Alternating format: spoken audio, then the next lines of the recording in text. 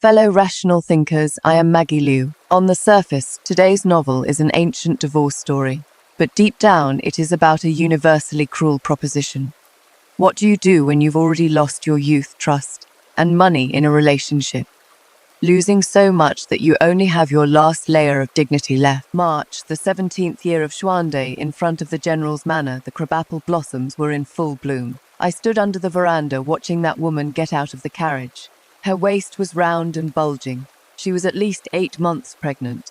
Zheng Yufei carefully supported her arm, as if holding a rare treasure. Madam, Qi's voice was shaking. The general, I raised my hand to stop her, and kept watching. Zheng Yufei's palm rested on the woman's lower belly, and he turned his head to say something to her. The woman laughed like silver bells, and leaned her whole body against him. He steadied her. He raised his head, looking in the direction I was standing. We just exchanged a glance like this across a courtyard full of crabapple blossoms. Only for a moment, he lowered his head again and said something to the woman.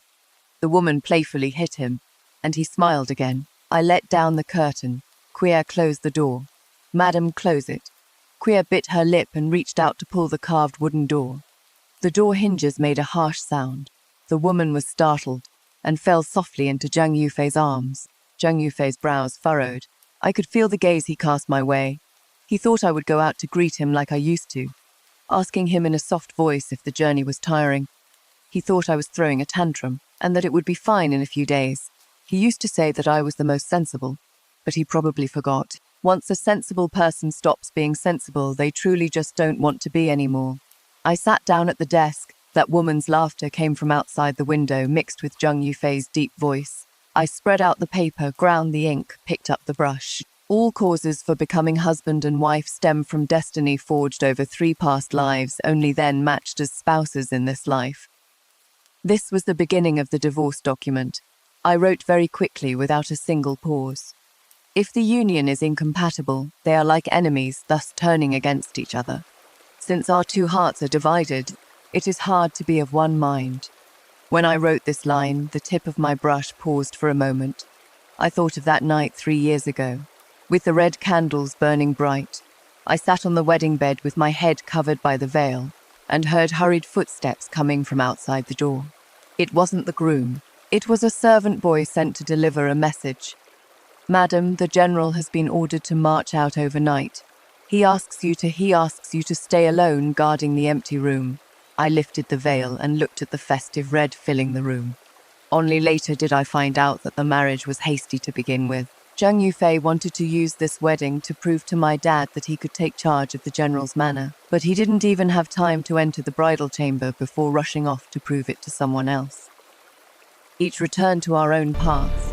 May my wife, after we part, comb her beautiful hair once more, perfectly paint her delicate eyebrows, display her graceful figure, and choose a high-ranking official for a husband.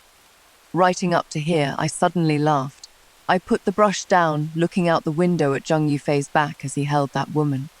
I laughed until tears came out. 3 years.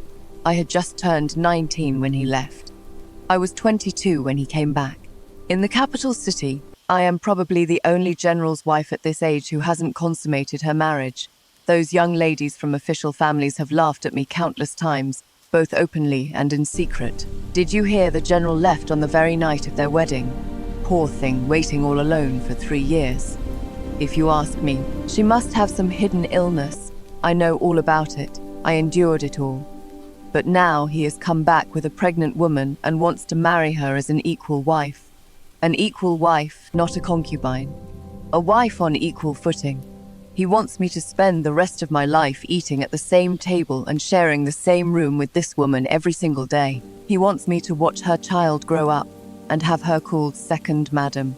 He wants me to be buried in the same grave with her when I die, sharing the same incense offerings. Why should I? Keep this letter safe. Keep this letter safe. Qi took the piece of paper, her hands trembling. Madam, are you really going to? What else? I looked out the window. Look at him. Zheng Yufei was shielding that woman as they walked around the flower bed. The way he lowered his head to talk was incredibly gentle. That kind of gentleness only I had seen before. He said the spicy tofu pudding at the East Market was delicious, but it'd lose its flavor once it got cold. So he had the nerve to go beg the boss, insisting on learning their family recipe. The boss wouldn't teach him, so he camped out in the back kitchen for 3 days. The boss was so worn down by him that he had no choice but to give in. He spent the whole night learning and got several burn blisters on his hands. In the middle of the night, he knocked on my window holding a piping hot bowl of spicy tofu pudding. A yin, eat it while it is hot. Back then, he still had that silly boyish charm to him. My mom said, "This boy truly cares for you. I don't ask for great wealth, just for you to live a peaceful life." I believed it. Later, he went to the borderlands. The first year, he had someone deliver a letter. The letter only had 8 words: "The borderlands are bitterly cold. Missing you as if face to face." The second year, another 8 words: "Frequent news of victory. Return date uncertain." In the third year, even those 8 words were gone. The guy my dad sent to ask around came back hemming and hawing as he told me, "The general is doing very well over there." Only later did I find out what very well meant. A new woman arrived at the borderlands, entrusted to Zheng Yufei's care by her brother. That woman's brother died saving Zheng Yufei. On his deathbed, he entrusted his younger sister to him. At first, he was just taking care of her. Taking care of her eventually led to them ending up together. That woman's name was Du Wanyang. She was from a poor family and only went to private school for 2 years, but she could sing the folk tunes of the borderlands. She would dance under the moonlight. When he was injured, she would watch over him night after night. These were all things Xia Aurora told me in a roundabout way. When she told me, her eyes were all red. Aurora. I called her name. Stop talking. Why shouldn't I say it? She slapped the table. That Zheng Yufei is keeping a mistress outside and you still want to cover for him. I wasn't covering for him. I just hadn't figured out what to do yet. Until that day when he brought Du Wanyang back to the capital. He wanted to marry her, using his military merits as a betrothal gift, granted an imperial decree for her to be his co-wife. The night I wrote the divorce document, the general's manor was brightly lit.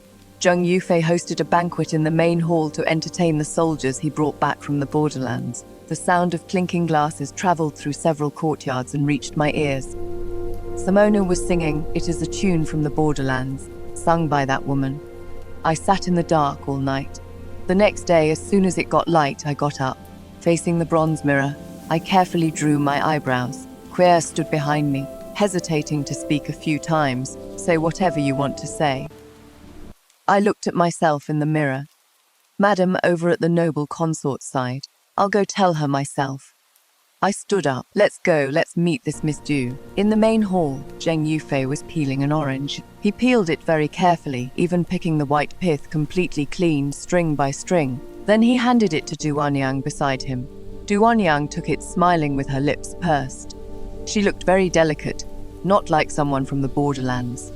Instead, she seemed like someone raised in the water towns of Jiangnan, with a kind of delicate frailty that makes you feel sorry for her, General. I stepped over the threshold. The orange in Du Wanyang's hand fell to the ground. Zheng Yufei's expression changed. His first reaction wasn't to look at me. Instead, he turned his body sideways to block in front of Du Wanyang. "Jiang Yin," he called me by my full name. "Why are you here?" I looked at his protective stance over her. Just like how he protected me back then, stopping those gossipy maids from wagging their tongues. The exact same action, just with a different person. "This is my home," I spoke up. "Why can't I come here?" His face stiffened. Du Wanyang poked her head out from behind him, looking at me timidly, that look in her eyes like a frightened little fawn. "Sister Jiang Yin," she spoke. "My mother only had me." I interrupted her. "I can't bear being called sister." Her eyes immediately turned red. "Jiang Yin," Zheng Yufei barked. "Wanyang just wants to get close to you." "Get close?" I laughed. "Coming to steal my husband with a pregnant belly. I really can't accept this kind of closeness." Zheng Yufei abruptly stood up. Du Wanyang grabbed his sleeve. "General, don't." Wanyang let go. He pressed down on her hand, his voice softening a bit. "I'll go talk to her." He strode up to me and lowered his voice. "Jiang Yin, have you made enough of a scene?" "I am not making a scene." "Then what are you doing?" "Coming here to ask you." I looked up into his eyes. "Are you going to marry her?" "Yes," he answered very decisively. As an equal wife? Yes. Trading your military merits for it? Yes. I nodded. Then what about me? He froze. You what? Zheng Yufei. I called his name. Who am I to you? He frowned. You are my wife. Then what about her? She naturally is also my wife. 2 wives. He was silent for a while, suddenly seeming to understand something. His voice softened a bit. Yin, listen to me. Wan Yang is just a co-wife. She won't fight with you for anything. You are still the mistress of the general's manor, and the power to run the household is all in your hands. After she marries in, she will have to listen to you in everything. What about her child? He paused. And it will listen to your discipline too. But it has your blood flowing in its veins. I looked at Du Yang's belly. When it grows up, tell me, will it recognize me as its legitimate mother or her as its birth mother? He couldn't answer. Yin, is this all because of that? He sighed. I promise you, no matter how many children there are in the future, the eldest legitimate son will definitely come out of your belly. Zheng Yufei, I cut him off sharply. You think I care about that? He was stunned. I don't even know what I am mad about. Maybe it is not anger, it is sadness. He thought I was just fighting for his favor. Thought I was just fussing over whose future child would have a higher status. It is all dispensable. He never thought I just didn't want to share him with anyone else. Somebody. I turned around. Choir led a few maids in. Bring the storehouse ledger here, madam, bring it. Choir bit her lip and retreated. A moment later, the ledger was brought over. I flipped to the page for the last 3 years and scanned down it 10 lines at a glance.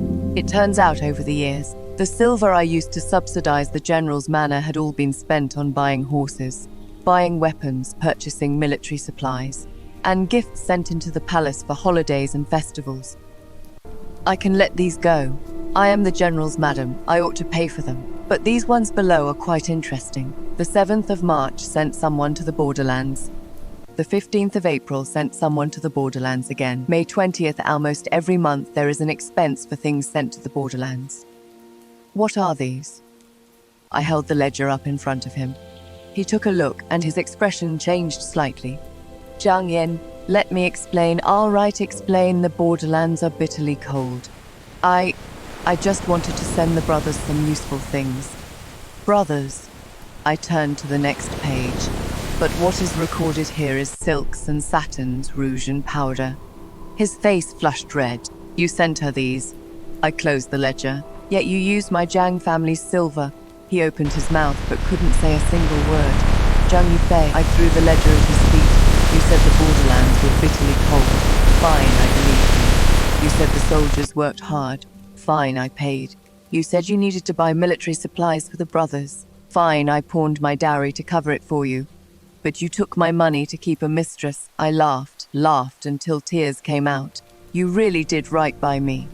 After that day, the atmosphere in the general's manor changed. Zheng Yufei no longer came to see me, just accompanying Du Wanyang for walks in the back garden every day. When he saw me from a distance, he would turn his head away. Du Wanyang, on the other hand, tried to talk to me several times, but as soon as she got close, she was pulled away by Zheng Yufei. Wanyang, don't provoke her. He kept his voice very low when he said this, but I heard it. I stood in the yard for a while, then turned around and went back to my room. Queer followed me in and poured me a cup of tea. Madam, please don't be angry. I am not angry, but your hands. I looked down and saw the water in the teacup trembling. Turns out my hands were shaking, Choir. I put the cup down. Get ready, we're going into the palace tonight, but the general said, just because he says he won't take me. Does that mean I can't go by myself? I stood up. Send someone to deliver a message to my dad. Just say his daughter will ride in his carriage tonight. This palace banquet in the 17th year of Xuande was held because of the great victory at the northern frontier. The Xiongnu were driven back 300. Li Zheng Yufei had the top merit. So tonight, he will bring that woman to beg for His Majesty the Emperor's grace. When Choir helped me dress up, her hands were shaking. Madam, are you really going to? He has already come to this step. I put on my earrings facing the bronze mirror. I have no more room to back down. My dad's carriage stopped at the back door of the general's manor. When I climbed in, he was sitting in the carriage munching on a pear. Seeing my attire, he almost dropped the pear. You are dressed up like this. What? I looked down at myself. Does it not look good? It did look good. A moon-white gold woven top, covered with a pomegranate red wide-sleeved outer gown, wearing a complete set of pure gold hair ornaments, emeralds on the ears, 2 mutton fat jade bracelets on the wrists. It looks good. My dad put down the pear, his expression turning odd. Don't tell me it is just to piss him off. I didn't say anything, he sighed. Daughter, Dad sometimes really doesn't know what you are thinking. I am thinking about a divorce. I looked straight ahead. Dad, are you going to help me or not? My dad was silent for a long time, so long that the carriage passed 2 streets. He finally spoke, his voice hoarse.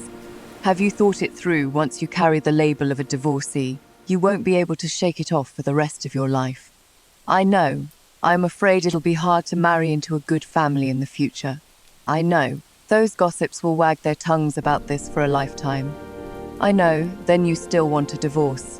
I do. My dad looked at me. Suddenly he threw the pear down and wiped away his tears. Divorce, he let out a roar, startling the driver. This son of a bitch, I've been sick of him for ages, relying on that little bit of friendship the late old General Zheng had with our family. He thinks he can control my daughter. Keep dreaming. He cursed as he cried. Back then, when your grandfather insisted you marry him, I cried all night. I said that boy was no good, but your grandfather just wouldn't believe it. All right. I pulled his sleeve. You have to play along with me tonight. Don't worry, he blew his nose hard. Watch your old man. At the palace gate, it was brightly lit. The civil and military officials took their seats with their families. I followed my dad through the east side gate. As soon as we entered the main hall, we bumped into Zheng Yufei. Standing beside him was Du Wanyang. Du Wanyang was wearing an all-peach red outfit today, with a few plain silver ornaments on her head. It made her small face look even more frail and pitiful. The moment Zheng Yufei saw me, his face turned green. Jiang Yin, what are you doing here? He strode over, reaching out to grab me. I dodged behind my dad. Young General Zheng. My dad blocked him with a smile. My daughter is entering the palace to pay her respects to Her Majesty the Empress. Is that any of your business? Zheng Yufei choked. He lowered his voice. Father-in-law, this is a victory banquet, Jiang Yin she. She what? My dad was still smiling. She can't attend, or is she an eyesore to you? The gazes in the main hall all gathered over. Zheng Yufei had no choice but to step back. I followed my dad and took a seat. The banquet started. The first half was unremarkable, singing and dancing, toasting. His Majesty the Emperor asked a few things about the war at the borderlands. Zheng Yufei answered fluently, until after a few rounds of drinks. His Majesty the Emperor suddenly spoke. Young General Zheng, I have kept your merits from the northern frontier in mind. If you want anything, just say it. Zheng Yufei stood up and walked to the center of the hall, reporting to your Majesty. His voice was very steady. When I was in the borderlands, a comrade died to save me. Everyone in the hall quieted down. Before he died, he entrusted his only relative to me. He paused. I beseech your Majesty to grant her to me as an equal wife. After speaking, he knelt down. Du Wanyang also followed suit and knelt beside him. The entire hall was in an uproar. I heard the sound of someone gasping in the crowd. The Empress reacted first, her face darkening. But Zheng Yufei had already knelt down, and his words couldn't be treated as if they hadn't been heard. His Majesty the Emperor frowned. He didn't rush to speak, but instead looked at my father. My father's face had already turned as black as the bottom of a pot. Zheng Yufei. My father stood up, his voice trembling. What did you say? Zheng Yufei kept his head down. I beg your Majesty to grant the marriage. Grant the marriage. My father shackily walked to the center of the hall and suddenly dropped to his knees. I beg your Majesty to uphold justice for my daughter. His kneeling shocked the entire hall. The Prime Minister kneeling down, this was the stance of someone ready to remonstrate to the death. His Majesty the Emperor quickly raised his hand. What is Lord Zheng doing? Hurry and get up. This old minister doesn't dare get up. My dad's tears poured down like an open floodgate. This old minister was nearly 50 when I finally got this one daughter. Because of our ancestors' ties, I had no choice but to marry her off to that bastard. He lifted his sleeve to wipe his face, his voice growing even more choked up. He went to war on the very day of the wedding, didn't return for 3 years. And now he brings this woman back. He pointed at Du Wanyang, secretly pregnant, and he even wants to use his military merits to beg to marry her. Speaking of this, he turned his head to look at Zhang Yufei again. That look was like a knife. You keep saying her brother died saving you. Then let me ask you, where are her brother's remains? Is there a pension? Are there any military records? Zhang Yufei froze. Du Wanyang's face went pale for a moment. Sister Zhang Yin, Miss Zhang, she spoke up weakly and delicately. My brother, he was in the chaos of battle. In the chaos of battle, my dad sneered. Since he died in battle, why does the Ministry of War not have a single record of him, Zhang Yufei? Could it be that your comrades aren't even soldiers from your camp? Cold sweat seeped from Zhang Yufei's forehead. This subtle change did not escape my dad's eyes. He continued to press him. In these 3 years at the borderlands, exactly how many battles did you fight? How many heads did you take? How much rations and forage were dispatched? What is written in the military merit record? Zhang Yufei was speechless. Inside the great hall, it was so quiet you could hear a pin drop. The gaze His Majesty the Emperor directed at Zhang Yufei also changed. This is exactly the moment I've been waiting for. I stood up, walked to the center of the hall, and knelt beside Zhang Yufei and Du Wanyang. Your Majesty, your subject Jiang Yin has a petition to present. His Majesty the Emperor glanced at me. Speak. Your subject has been married to General Zhang for 3 years, yet we have never consummated the marriage. Since he has found his true love today, I raised my head. Your subject is willing to give up the position of main wife. I beg your Majesty to grant us a divorce. The entire hall was in an uproar.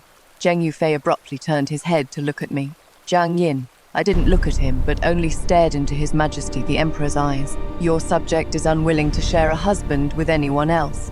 Since your subject is ill-fated and cannot keep him, it is better to grant them their wish. Please, Your Majesty, grant this request. My father immediately followed up. This old subject also asks Your Majesty to grant this request and let my daughter divorce the Zhang family. As soon as he spoke, the ministers who were on good terms with my father also stepped forward. Your Majesty, I believe Miss Zhang makes a valid point. Since their fate has come to an end, it is better for them to part amicably. Since General Zhang is intent on marrying another, why still occupy the title of main wife? The Empress also spoke up. Your Majesty, I see that this child Jiang Yin is a sensible person.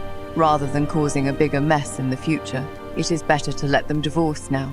It would also fulfill the marriage between General Zhang and that girl. His Majesty the Emperor rubbed his forehead. He sighed and looked at Zhang Yufei. Do you have anything to say? Zhang Yufei knelt on the ground. He looked at me, then at Du Wanyang. His lips moved. This subject, his body was trembling. Sweat had already soaked through his official uniform. This subject has no intention of divorcing Lady Zhang. The entire room went quiet again. Oh, His Majesty, the Emperor's voice betrayed no emotion. You don't want a divorce?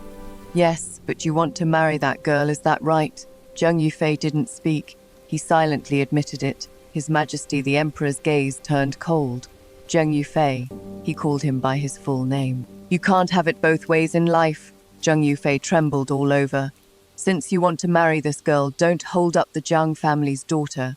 He waved his large hand, passed the decree. I grant marriage between Zhang Yufei and Lady Du. He paused. I grant a divorce between Jiang Yin and Zhang Yufei.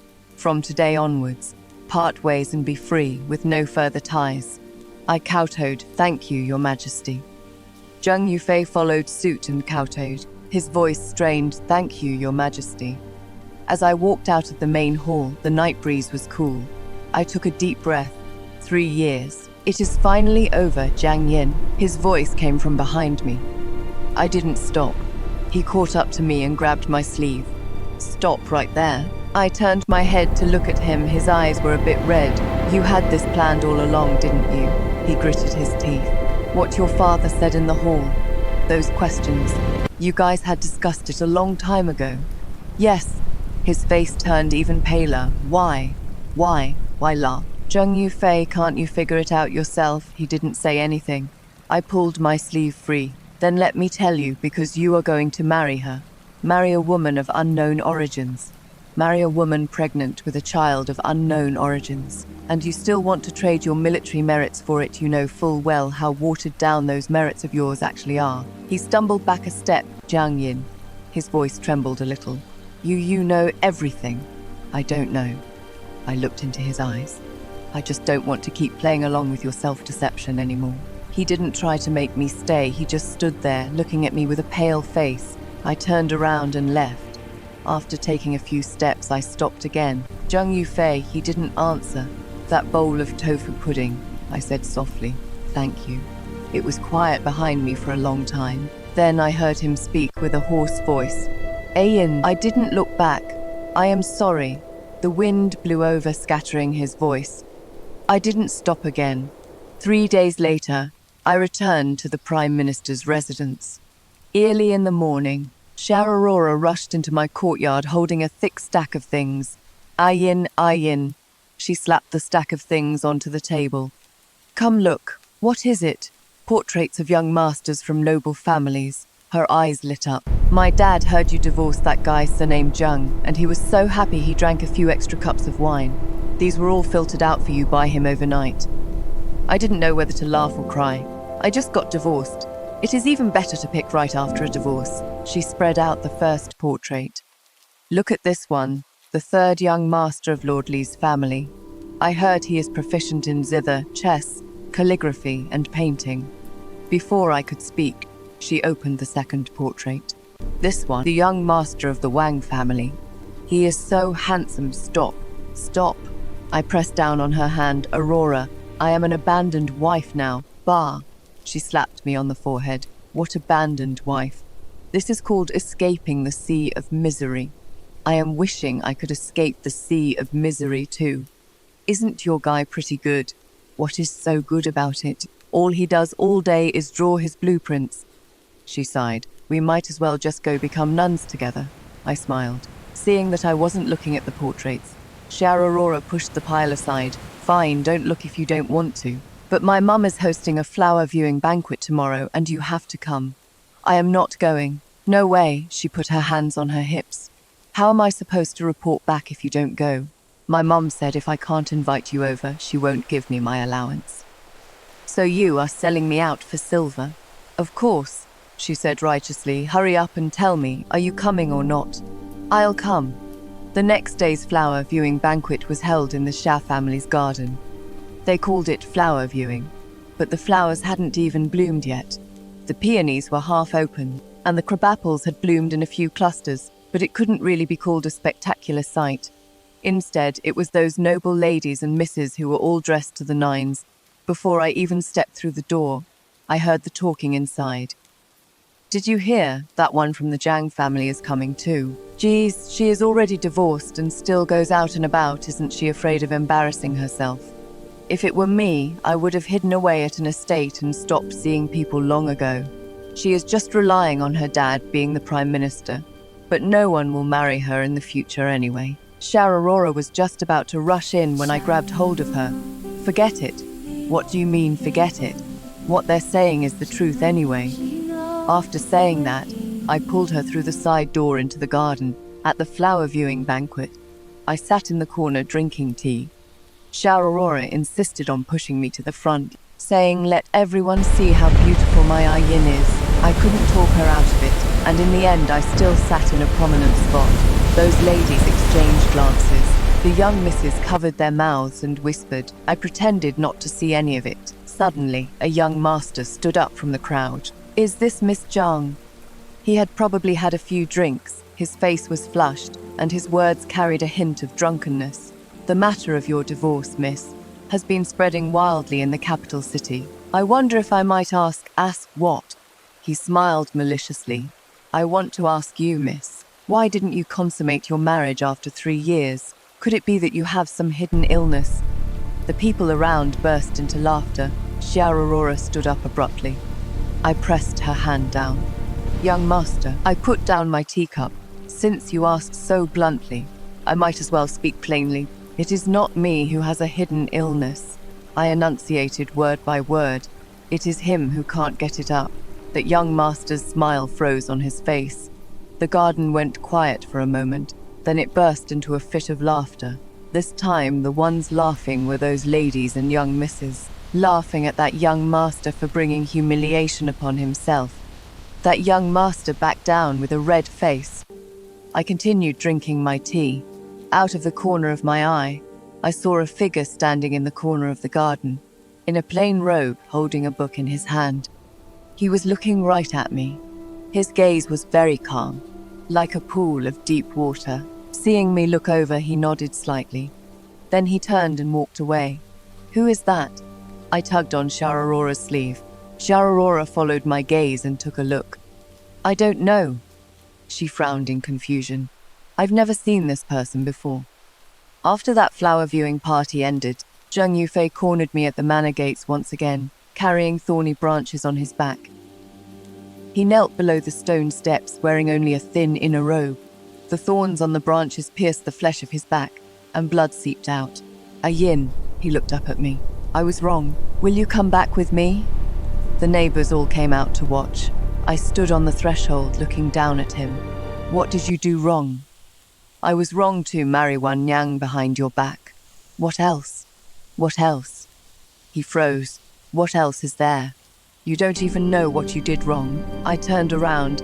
"Then there is no need to kneel." "Yin," he crawled forward 2 steps on his knees. Tell me, and I'll change." I stopped walking and turned around. "Zheng Yufei, let me ask you, during these 3 years in the borderlands, besides being the sister of the comrade who took a blade for you, what other identity does that woman have?" He froze. "You said her brother died saving you. Where did he die? Where are his remains buried? How much pension was collected? Where is his family from? What did they do for a living before?" His lips turned pale. "Speak, she came fleeing from disaster, fleeing." I laughed. "The fighting in the borderlands is intense. The commoners moved south a long time ago. What refugee would run north?" He was speechless. "You didn't even figure it out yourself, and you just brought her home. You even almost made her an equal wife." I lowered my head and looked into his eyes. "Zheng Yufei, you think you are repaying a favor. You are completely deluded. Or could it be?" I paused. "You don't care about the truth at all. As long as someone shows you pity, your heart just softens." He stared at me with wide eyes. He couldn't look away for a long time. I didn't look at him anymore, turned around and went inside. As the main doors closed, I heard Queer whisper behind me. "Miss, how did you know there was something wrong with that woman?" I didn't say anything. Actually, I didn't know either. I was just guessing. That day at the palace banquet, Du Wanyang's reaction when my dad asked her questions was way too abnormal. Someone whose older brother died should be absolutely heartbroken or filled with grief and anger when asked about how he died. Instead of panicking, she panicked back then. Even though she covered it up quickly, my dad is an old fox who reads people perfectly. His barrage of questions was exactly meant to force out that panicked look of hers. Now even Zheng Yufei can't say where she came from. He only said she fled from a disaster. Ridiculous. What is even more ridiculous is me. I actually let a woman like this step all over me for so many days, hiding behind the title of the Saviour's Sister Choir. "Here, miss, go look into it." I put a banknote into her hand. "Find people from the underworld to check." 2 days later, a letter was delivered to the Prime Minister's residence. The letter said there really was a soldier who died in battle at the borderlands with the last name Du, but that soldier named Du didn't have a sister at all. He only had a widowed mother who already died of illness last year. As for where that Du Wanyang actually came from, they haven't found out yet. But one thing is certain, her brother is definitely not Zheng Yufei's savior. I put the letter down. I suddenly felt a chill down my back. If Du Wanyang is a fraud, what is she after? Latch onto the general's manor, find a place to settle down. What is she trying to do? I was just thinking when a maid's voice came from outside. "Miss, the Princess Consort of Yongning is asking to see you." The Princess Consort of Yongning. I froze. What is she doing here? In the main hall, the Princess Consort of Yongning was sitting and drinking tea. She was a middle-aged woman who took good care of herself, with a really warm smile. "Come, Yin, come sit beside me." I sat down obediently. She held my hand and looked me up and down. "Good child, I've heard all about what happened to you. That young guy is blind." I didn't know how to respond, she continued. "I came today because there is something I want to ask your opinion on." "Please go ahead, Princess Consort. You know the Prince of Yongning's estate has an heir, right?" I nodded. "He has been fostered at Emming Temple since he was a kid. The master said he has an affinity with Buddha. All these years he really did devote himself to worshipping Buddha, and no matter how much the family urged him, he refused to return to secular life. But a few days ago he suddenly ran back home." She looked at me, "saying he wants to marry you." "What? I thought I heard wrong." "He said he absolutely must marry you." The Princess Consort of Yongning patted my hand. "Or else he'll go back to being a monk." I opened my mouth. "But I've never even met him." "You have." The Princess Consort of Yongning smiled. "He said when you were little and went to the temple with your parents to pray to Buddha, you said he was good-looking and wanted to tie him up and take him home to be your husband." I froze for a moment. A fragment of memory suddenly flashed through my mind. The vegetable garden at the back mountain of Emming Temple. A little bald boy was squatting there munching on a steamed bun. I walked over. "Who are you?" He ignored me. "You are really good-looking." He still ignored me. "What is so good about being a monk? Why don't you come home with me? I'll let you be my husband." "Number, I am a monk." "So what if you are a monk? Eat this bite of meat, and you won't be a monk anymore." That day, I stuffed the meat buns my mum made for me into his mouth. One after another, he dodged while saying Amitabha. I stuffed them in while saying have another one later. He didn't end up being a monk, and I forgot all about this completely. "Remember now," the Princess Consort of Yongning smiled from ear to ear. But that was all from when we were kids." "That is not what he said." The Princess Consort of Yongning lowered her voice. "He said that since he got a taste of the flesh with you, he has broken his vows and needs to take responsibility. He wants to marry you and take his time taking responsibility." I didn't even know what to say. Who is taking responsibility for who here? "Your Highness, could he just be acting on an impulse?" "He is definitely not acting on impulse." The Princess Consort of Yongning sighed. "You have no idea, during all these years he spent in the temple, the family picked out so many noble ladies for him. When their portraits were sent over, he didn't even spare them a glance. When matchmakers came to the door, he just shut himself in and refused to come out. But the moment he heard the news of your divorce, she leaned in a little closer. He threw away all his monk gear. He ran so fast going down the mountain that our people couldn't even catch up to him." I suddenly remembered that figure in the plain robe in the corner of the flower viewing banquet. He stood there quietly without saying much to anyone. But when I ran into Zheng Yufei, he stepped in to block him for me. That day, did I meet him once? "You two have already met." The Princess Consort of Yongning's eyes lit up. Then he arranged it. He specifically went with Qinghei to the Liu family's flower viewing banquet a couple of days ago. So that feeling I had that day was real. He was silently watching me from the corner as I was being gossiped about by those ladies and misses. But he didn't say a word, as if he was just confirming something. But exactly what he was confirming, and whether he got a satisfying answer, only he himself knows. "Ah Yin," the Princess Consort of Yongning held my hand. "Although my son is a bit weird, his heart isn't bad. If you are willing, our two families can be in-laws. If not, we definitely won't force you. Just tell me the truth." I didn't know how to answer. "Let me think about it." After the Princess Consort of Yongning left, I sat in the main hall and spaced out for a long time.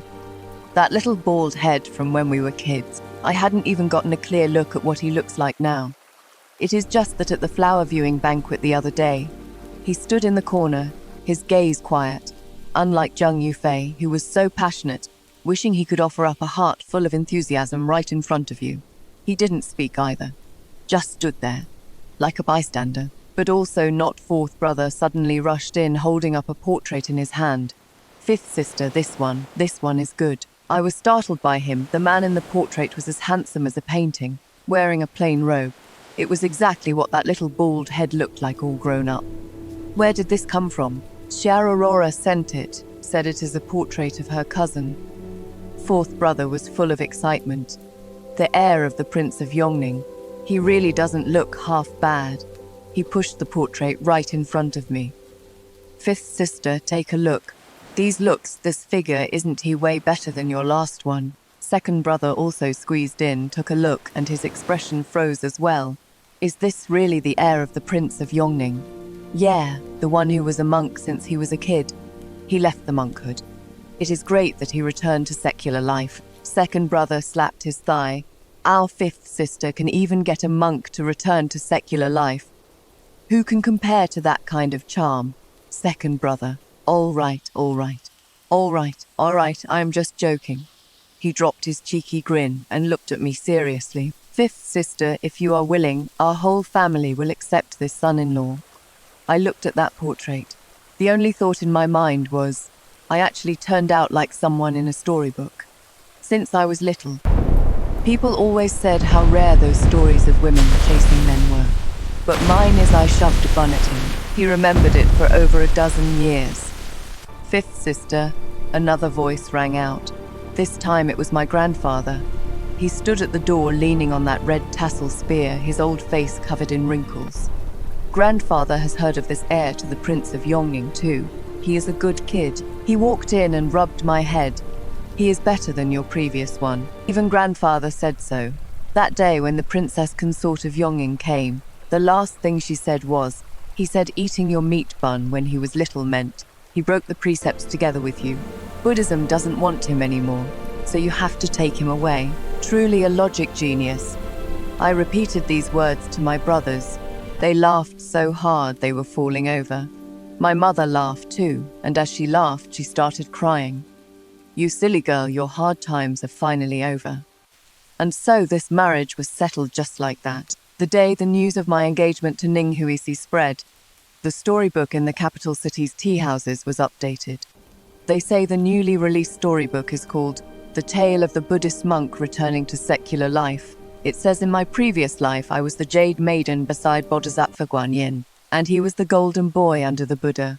To continue our past romance, both of us descended to the mortal realm. He bitterly begged before the Buddha for 500 years, in exchange for our marriage in this life. When Shararora brought this storybook for me to read, she laughed so hard she almost rolled onto the floor. Ha ha ha ha, jade maiden, she slapped the table. Golden boy, she laughed to tears, and 500 years I silently closed the storybook. Don't let me find out who wrote this. What'll you do if you find out? Make him go beg before the Buddha for 500 years too. The wedding date was set for the 8th day of the 5th month. Coincidentally, Zhang Yufei was also marrying Du Wanyang on that day. The news was dug up by QR. She was cautious when telling me, watching my expression as she spoke. Miss, did he do this on purpose? Let him be. I don't have time to care about him right now, because the Prince of Yongning's residence sent over 120 chests of betrothal gifts, 10 miles of red dowry. It took them a whole day to carry. From the Prince of Yongning's residence to the Prime Minister's residence. All the commoners in the capital city came out to watch. Oh my God, this is 120 loads. Back when General Zheng married Miss Zhang, how many were there? 36 loads. His general's manor was dead broke, and the betrothal gifts were just scraped together. Skek. That day, Zhang Yufei was also on the street. He stood in the crowd watching load after load of betrothal gifts pass by before his eyes. They say his face was pale with a hint of green. After dozens of loads had passed, he suddenly pushed through the crowd and rushed out, blocking the procession carrying the betrothal gifts. Stop. The people carrying the betrothal gifts stopped to look at him. What business do you have? General Zheng. The leader was the head steward of the Prince of Yongning's estate, speaking very politely. You guys are humiliating me. Oh, the head steward was still smiling politely. How are we humiliating you? Zheng Yufei couldn't say anything. He just looked at those betrothal gifts, his eyes completely bloodshot. If the general has no other business, we need to hurry to the Prime Minister's residence to deliver the gifts. If we miss the auspicious hour and the princess consort blames us, this lowly one won't be able to bear it. After saying that, he waved his hand, and the procession kept moving forward. Zheng Yufei was pushed to the side of the street, watching helplessly as the long procession passed right in front of him. 120 loads. Each and every load felt like a slap to his face. Queer told me later that Zheng Yufei drank all night at his manor that day. Wanyang went to talk him out of it, but he pushed her and made her stumble, almost hurting the baby. He pushed her. Yeah, he was cursing and swearing too, saying, "It is all your fault." I held my teacup and didn't speak. This is nothing yet. The real show is still to come. The 8th day of the 5th month, wedding day. I sat in the bridal sedan chair, and outside were the deafening sounds of firecrackers. An 8-bearer grand sedan chair. The groom rode a tall, fine horse, dressed all in a bright red wedding robe. He really was good-looking. Riding on the horse that bright red made his face look as flawless as jade. The young women and young wives watching the fun by the street were all screaming. "The heir is so handsome." Huisi kept his eyes straight ahead, but the corners of his mouth were turned up until the bridal sedan stopped halfway there. I heard a familiar voice coming from outside. "Ah, Yin, Zheng Yufei." I lifted a corner of the sedan curtain and saw him blocking the front of the wedding procession. Behind him followed Du Wanyang. Du Wanyang was also wearing a bright red wedding dress today, but her face didn't look good. Very bad. Looks like he hasn't slept for days. Yin, I brought this woman here." Zheng Yufei's voice was high and shrill, like a string stretched to its limit. "As long as you promise to go back with me, I'll divorce her right now." Du Wanyang trembled all over. "General, shut up." Zheng Yufei slapped her. Du Wanyang fell to the ground from his blow. Gasps rang out from the crowd. Ning Huisi reined in his horse, looking at him coldly. Zheng Yufei was still shouting at my bridal sedan. "Yin, come out. Come with me. I know I was wrong. I shouldn't have been bewitched into believing this woman's words. She isn't some comrade's sister at all. She is just a liar." I was stunned. He found out. Zheng Yufei continued shouting. "Her brother isn't some lifesaver at all. She made up lies to trick me. I looked into it, I found out everything." His voice grew higher and shriller, like he was crying, and like he was laughing. "Yin, come out. I'll divorce her right now. I'll only keep you." Ning Huisi finally spoke. "General Zheng." His voice was very calm. "You found out?" Zheng Yufei froze. Ning Huisi slowly said, "Then do you know her true identity?" Zheng Yufei's expression changed. Ning Huisi smiled. "It seems you still don't know." He dismounted from his horse and walked up to Zheng Yufei. "Let me tell you. This equal wife of yours, originally surnamed Liu, was the daughter of a horse dealer over by the Xiangnu. That horse dealer sold smuggled salt in his early years, was caught by the government office and died in prison. She and her mother ended up wandering the borderlands, making a living by washing clothes for the garrison. As for her older brother, that was an old soldier she found, whom she bought off with a gold hairpin. She had him pretend to be her biological brother to sneak into your camp. If you don't believe it, you can go check that old soldier's military record, but I am afraid you won't be able to find them, because after that old soldier went missing, he was carried off by a fierce beast, leaving no bones behind." Zheng Yufei trembled all over. Ning Huisi turned around and pointed at Du Wanyang on the ground. "That night when the Xiongnu attacked the camp, this woman sneaked in during the chaos. Her goal was very simple: to sneak into the general's manor and look for a chance to send intelligence to the Xiongnu." Du Wanyang's face turned completely pale. Zheng Yufei stared at her with wide eyes. You really are a spy." Du Wanyang's lips trembled, unable to speak. Ning Huisi sighed. "What a pity. If you had used this brain of yours on the right path, you wouldn't have been deceived from start to finish." Zheng Yufei lunged forward and choked Du Wanyang's neck. You've ruined me. Du Wanyang struggled desperately. Ning Huisi waved his hand indifferently, and a few guards stepped forward to pull Zheng Yufei away. Dragging Du Wanyang down, Zheng Yufei knelt on the ground, looking up at me. His eyes were so red they looked like they were going to drip blood. "Yin, look, I found it out. I drove her away, come back." "Okay." Ning Huisi stood in front of him, blocking his view of the bridal sedan. "General Zheng." His voice was flat. "Today is my big day. You are interfering with my wedding. If you don't leave now." He bent down and said something into Zheng Yufei's ear. I was too far away to hear clearly. I only saw Zheng Yufei's face turn deathly pale in an instant. He scrambled up from the ground and stumbled back to the side of the road. The wedding procession set off again. When Ning Huisi got on his horse, he looked back at me. Through the curtains of the bridal sedan, he smiled at me. His smile was light and breezy. but my heart was beating very fast. He was investigating, so he had been investigating all along. Investigating Du Wanyang's origins. Investigating the purpose of her infiltration.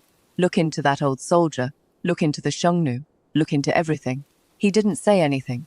He just quietly watched me get made fun of at the flower viewing banquet that day. Just for this scene today, a public reckoning. Lift the sedan, the matchmaker's voice pulled me back from my thoughts. The bridal sedan was lifted again. This time, no one came to block the way, bowing for the ceremony, entering the bridal chamber. When the veil was lifted, I saw Ninghuisi's face. He had a lot to drink, and his face was faintly flushed. Under the candlelight, he looked so good it didn't seem real. He was staring at me too, for a long time. Then he reached out and gently touched my face. "What are you doing?" I shrank back, just checking. He pulled his hand back and said very seriously, "If you are real, have you had too much to drink?" "Number," he shook his head. "I am very sober than you. I've just been thinking for a long time from Emming Temple until now, wondering if you are still the same as when we were kids." He paused. "You've changed a bit, but it is still you." My face grew hot. Ninghuisi poured 2 cups of wine and handed one to me. "Let's cross cups." As we linked arms holding the cups, his breath was just inches away. "Zhang Yi," he called my name. From now on, I'll be the one by your side." He said it so calmly, like he was remarking on the nice weather today. "Okay." I drank the wine. Then I put the cup on the table. "And let me tell you something too." "Go ahead." "I am really glad, that day at Emming Temple, that I stuffed the bun into your mouth." He froze. Then he laughed, very softly, like the sound of the wind blowing through the pine forest on the back mountain. 3 days later, the bride made her return visit. I took Ninghuisi back to the Prime Minister's residence. My dad sat in the main hall, looking at him with a straight face. But as he kept looking, he couldn't hold it in anymore. "Hair, you've been wronged." "Not at all." Ninghuisi held his tea, sipping it unhurriedly. "My daughter, she doesn't have a very good temper. I know she throws things when she gets mad. I have money. She has a sharp tongue. I have thick skin. She cries at the drop of a hat. As for that," Ninghuisi put down his teacup, "I can coax her." My dad froze. Then he threw his arms around him and started bawling. "Good son-in-law, my good son-in-law." My mom was wiping her tears on the side. My brothers and sisters-in-law all teared up too. Only I sat there watching Ninghuisi getting completely surrounded by them. His back was perfectly straight. He held the teacup very steadily, but I could tell that the tips of his ears were red. That night, we stayed overnight at the Prime Minister's residence. In the night, I lay in bed staring at the canopy. Ninghuisi was sleeping on the daybed nearby, breathing evenly. I pulled the blanket over my head and closed my eyes. Suddenly, I heard his voice. Very soft. "A yin." I didn't answer. "Thank you." His voice drifted over. "That day in the temple, you gave me a steamed bun to eat. That was the first time I ever ate meat." I opened my eyes. Moonlight leaked in through the window lattice, shining on the side of his face. He had already closed his eyes, as if talking in his sleep. I wrapped the quilt tightly around me and gently rolled over, me too. The first time I shoved a steamed bun at someone, and it shoved a husband my way. Days passed one by one. In the blink of an eye, it was July. I gradually heard a few things about Zheng Yufei and Du Wanyang's married life from Queer. The fact that Du Wanyang was found out to be a spy was not made public. His Majesty the Emperor, considering that Zheng Yufei still had military merits after all, spared him from the death penalty, only demoted him, and had him stay at home for the time being. After that, the general's manor completely fell into chaos. Zheng Yufei's mother was originally counting on the child in Du Wanyang's belly, but later, for some reason, she also started avoiding her. Because the child in Du Wanyang's belly wasn't Zheng Yufei's, it belonged to that deputy general by Zheng Yufei's side. That deputy general's surname was Zhao, and he had already been transferred to garrison the south. It was after getting drunk once that Du Wanyang let it slip while crying. Zheng Yufei went crazy on the spot. He had people lock Du Wanyang in the woodshed. After a night pass, the child was gone. How it was lost, no one knew. When Du Wanyang was let out of the woodshed, She looked like she had lost her soul. After that, she never left the courtyard again, and Zheng Yufei started drinking heavily. He got dead drunk every day, and after getting drunk, he would curse up a storm all over the courtyard. After cursing, he would go to Du Wanyang's courtyard and beg for her forgiveness. Curse again, beg again, over and over like this. In less than a month, the general's manor had fallen into a terrible state of decline. By the Mid-Autumn Festival in August, the matter finally reached His Majesty the Emperor's ears. His Majesty the Emperor was furious. An imperial edict came down stripping Zheng Yufei of all military ranks and demoting him to a commoner, barred from official service for 3 generations. On the day the imperial edict arrived, I was taking my maid to the East Market to pick out fabrics, preparing for autumn clothes. The crowd on the street suddenly broke into a commotion.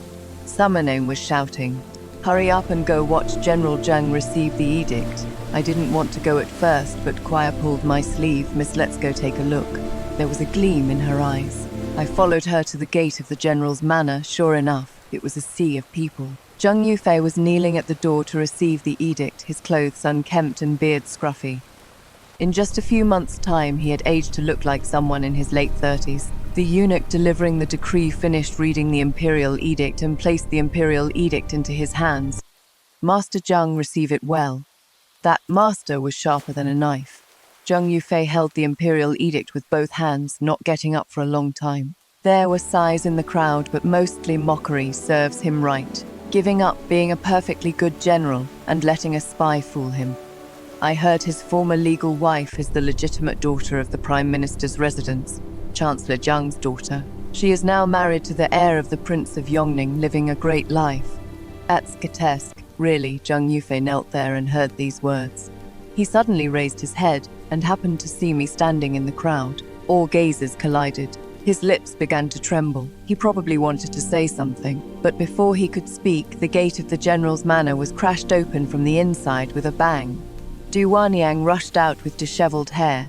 She clutched a pair of scissors in her hand, her whole body so thin she was nothing but a bag of bones. Zheng Yufei, give me back my child. She lunged forward, the scissors piercing into Zheng Yufei's shoulder. Blood splattered out. The crowd erupted into screams. The servants rushed in a flurry to pull Du Wanyang away. As she was dragged away, she was still struggling desperately, her voice so shrill it didn't sound human. "You killed my child, you will die a terrible death." Zheng Yufei knelt there, clutching his shoulder. Blood flowed down through his fingers, spilling all over the ground. He didn't cry out in pain, just raised his head looking at me, something in his eyes shattered. I turned around and walked away. Claire followed behind me, her voice still trembling. "Miss, that Du Wanyang, she stopped talking." I cut her off, quickly walking into the crowd. Zheng Yufei's voice came from behind. He was calling my name over and over again. I didn't look back. This Mid-Autumn Festival, the moon was very round. Ning Huisi set up a table in the courtyard to admire the moon. On the table were my favorite red bean paste mooncakes, along with newly brewed osmanthus wine. Xiao Aurora also came, and with her was her husband, that Lord Li, who only knows how to draw blueprints. The two of them sat in the pavilion facing each other and complaining that the mooncakes were too sweet. "You are still eating it if it is sweet." Lord Li wiped her mouth for her. "It is exactly because it is sweet that it is delicious." Xiao Aurora took another big bite. I smiled. Ning Huisi draped an outer coat over my shoulders.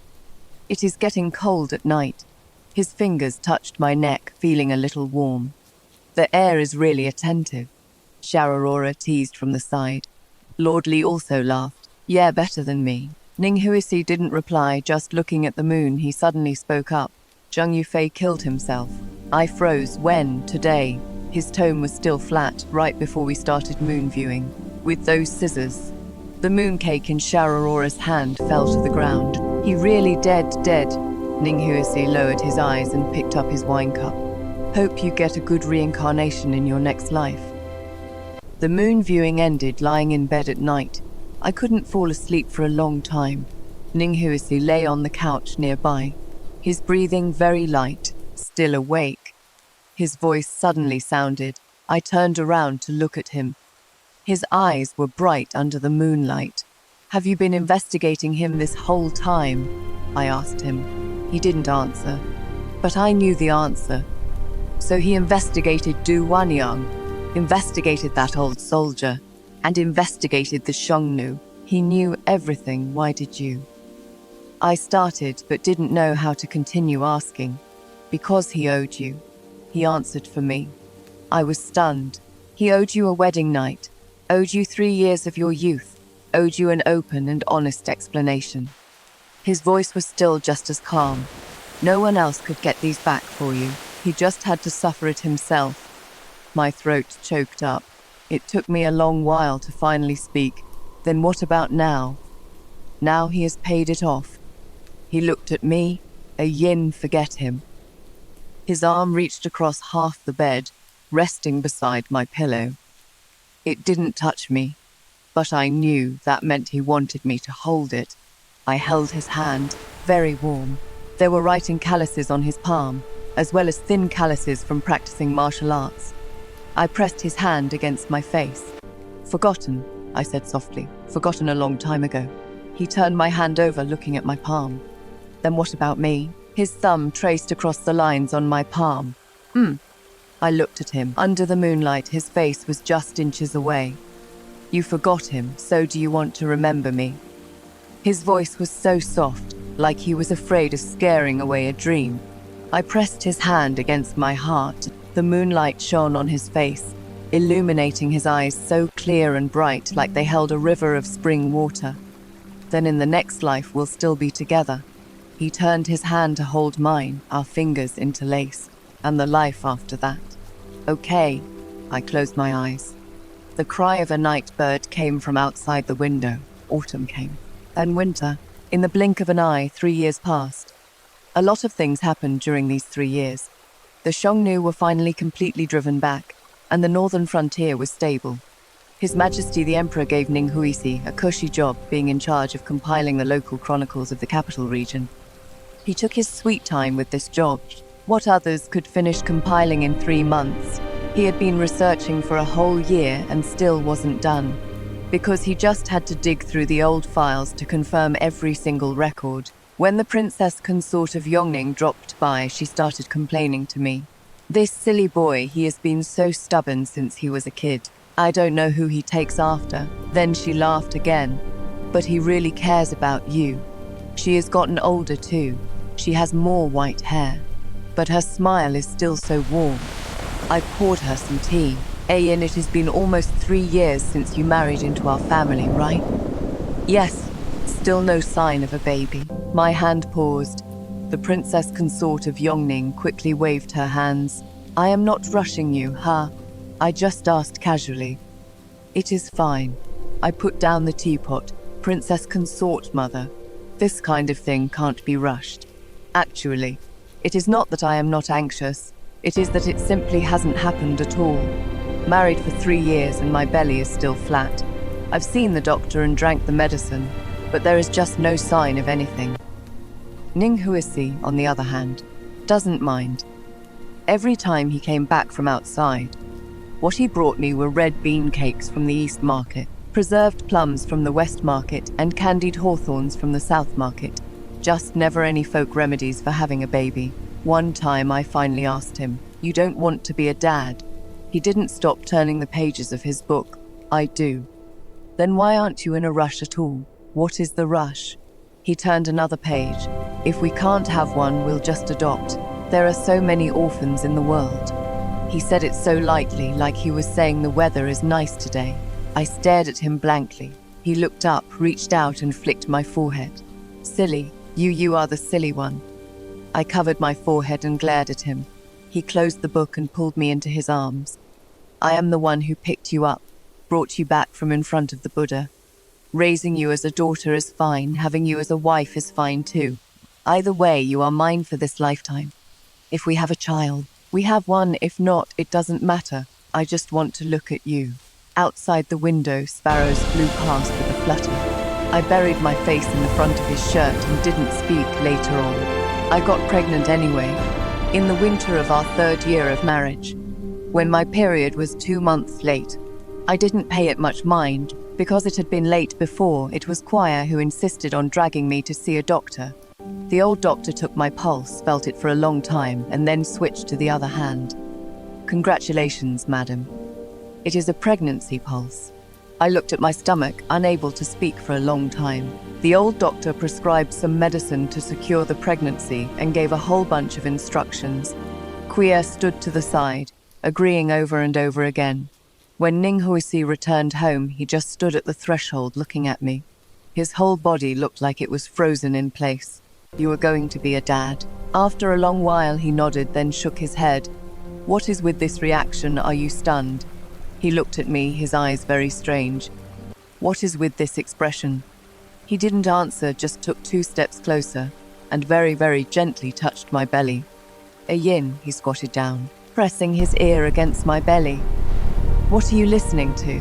You still can't hear anything right now, thank you." He pressed his whole body against me, as if he suddenly relaxed completely. Only later did I find out. He always thought he was the one with the problem. Because of eating vegetarian and meditating in the temple for so many years, he was afraid his body had suffered some deficiency. When Xiao Aurora let it slip, she was still laughing. "You have no idea. The second day after he got married, he went to ask my dad for a prescription. He thought it was his own problem." My heart ached. That night, he slept on the couch beside me as usual. I turned over to look at him. He hadn't closed his eyes, looking straight at me. "Come here." He obediently moved over. I took his hand and pressed it on my belly. "Look, it is yours." From start to finish, there was never any deficiency. He looked as if he was choked by someone, only able to hoarsely call my name. "What are you calling me for?" "A yin." "Ah, yin. All right." I gripped his hand and didn't let go again. I went into labor on a stormy day the following summer. I was in pain for a day and a night. Outside, thunder rumbled loudly, and the rain smashed pitter-patter against the roof tiles. I suffered in the delivery room, listening to the midwife telling me to push again and again. He is coming out that night. A baby's cry pierced through the curtain of rain. I collapsed on the delivery bed, almost losing the strength to even open my eyes. The midwife brought the swaddled baby over to show me. A wrinkled little face, tightly closed eyes, and tightly clenched fists. "Congratulations, madam. It is a little boy." I raised my hand and touched his cheek. It was so soft that I didn't dare press hard. A flurry of footsteps came from outside. When the door was pushed open, Ninghuisi was drenched all over, with his hair ends dripping and raindrops still streaming down the hems of his clothes. Behind him was Xiao Aurora, and further back were my dad, my mum, my grandfather, and our whole big family panting and carrying the red tassel spear. "He is born, he is born, he is born, he is born." The midwife carried the baby over to show him. Ninghuisi didn't take the baby. He walked straight to the bedside and squatted down. He reached out and wiped the sweat from my face stroke by stroke. "Ah, Yin, don't look. I don't look pretty right now. Wait until I get some sleep." He pressed my hand against his face. It was soaking wet. I don't know if it was rainwater or what. Beautiful. His voice was hoarse. Always beautiful. I smiled. There was a huge clap of thunder outside, and the little young master burst out crying, "Wah!" My dad and the others swarmed in, looking at the baby one moment and looking at me the next. The delivery room was instantly packed with people. Everyone out, let the madam rest." The midwife shooed people out. Ninghuisi didn't leave. He sat by the bed, holding my hand, looking at my face. "You sleep," he said. "I'll watch over you." I closed my eyes. The day of the little young master's 1-month celebration was a bright, sunny day. The 1-month banquet was held at the Prince of Yongning's estate, and all the guests came. Her Majesty the Empress sent someone to deliver congratulatory gifts, and the rewards from His Majesty the Emperor arrived too. The most unexpected was Zheng Yufei's mother. She actually came too. The gatekeeper said she had been wandering outside without coming close. Quier went to take a look and came back saying she had aged so much she was almost unrecognizable. I didn't ask them to invite her in. I just wrapped up a pack of pastries and had Quier take it out to her. "Just say it is from me." When Quier came back, her eyes were a bit red. She accepted it. She cried really hard. she said back then. It was their Jung family that let you down. I stood in the corridor for a while, looking at the sky outside. As for what happened back then, who can say who did right by whom anyway?